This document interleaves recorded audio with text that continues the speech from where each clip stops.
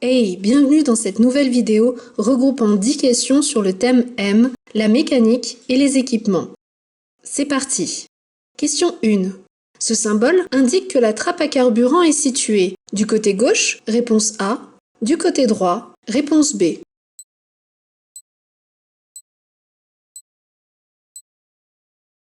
Bien que dans la majorité des stations, le tuyau de la pompe soit assez long pour atteindre l'opposé de notre voiture, il est plus pratique de connaître où se trouve le bouchon du réservoir. Pour cela, il suffit de regarder le petit symbole sur la jauge de carburant et constater de quel côté se situe la flèche.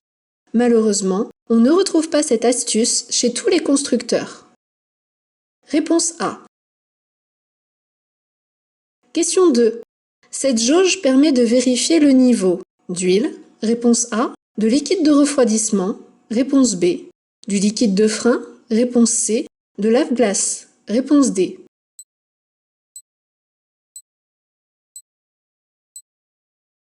Le liquide de refroidissement se présente dans un récipient transparent. Le niveau se fait à froid en remplissant pour que le niveau se situe entre le minimum et le maximum. Le liquide de lave-glace se situe dans un récipient transparent avec un bec. Le niveau se fait régulièrement pour ne jamais en manquer. Le liquide de frein se situe dans un récipient également transparent. Un manque de liquide entraîne un contrôle chez son garagiste. Cette jauge, avec une petite tirette, permet de vérifier le niveau d'huile carburant. Son contrôle se fait moteur à froid et sur un sol plat. Réponse A. Question 3. Le triangle de présignalisation est bien placé. Oui, réponse A. Non, réponse B.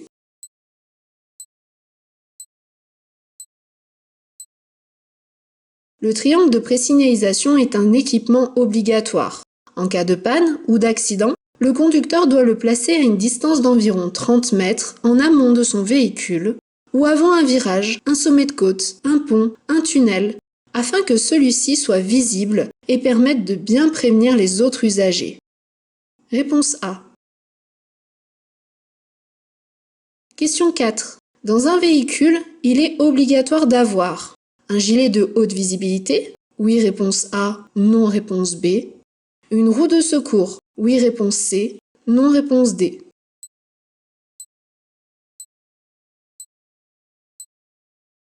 Le gilet de haute visibilité est un outil indispensable pour se rendre visible des autres usagers. C'est un gage de sécurité. Il doit être porté de jour comme de nuit avant de quitter le véhicule en cas de panne ou d'accident. Il doit donc se trouver dans l'habitacle de la voiture et être facilement accessible. La roue de secours, quant à elle, n'est pas obligatoire.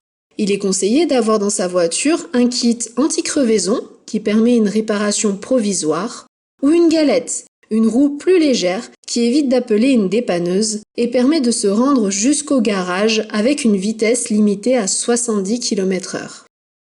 Réponse A et D. Question 5. En activant ce levier, j'incline le siège passager. Réponse A. J'ouvre le coffre. Réponse B. J'ouvre le capot. Réponse C. Je desserre le frein à main. Réponse D.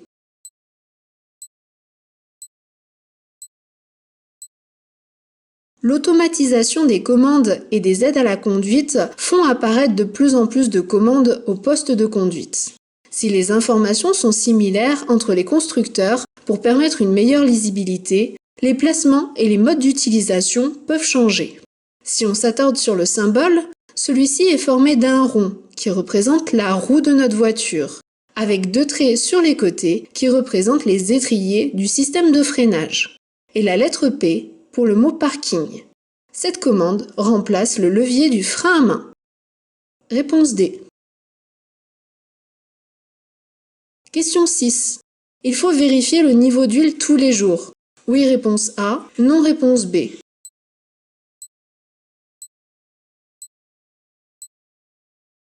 Il est normal qu'un véhicule consomme de l'huile.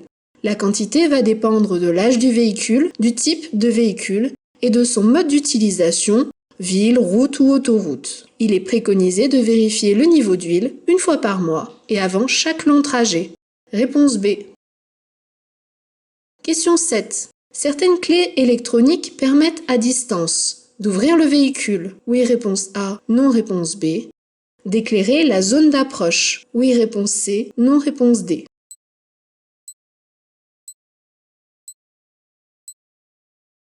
La majorité des véhicules récents sont désormais équipés de clés électroniques. Ce sont des télécommandes qui permettent le verrouillage et le déverrouillage à distance des ouvrants du véhicule, portières et coffres.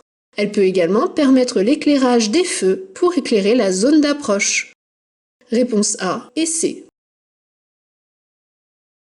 Question 8. Pour éviter une surconsommation de carburant, je contrôle régulièrement la pression des pneumatiques, réponse A, le niveau de liquide lave-glace, réponse B, le niveau de liquide de refroidissement, réponse C.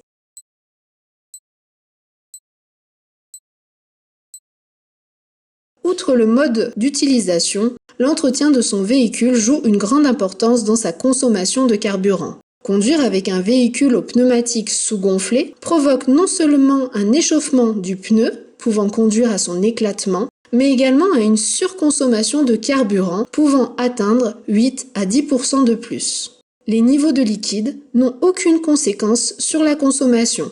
Réponse A. Question 9. La différence de profondeur des sculptures entre les deux pneus avant est limitée à 5 mm. Réponse A. 10 mm. Réponse B.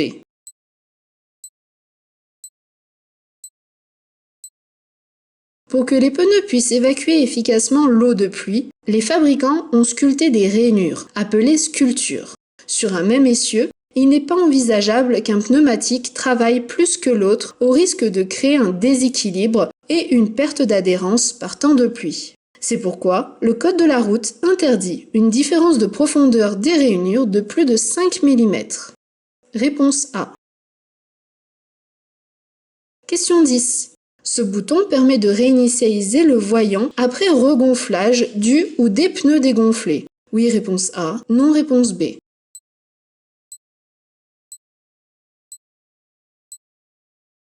Les véhicules récents sont équipés de nombreux voyants qui permettent de prévenir le conducteur en cas de défaillance.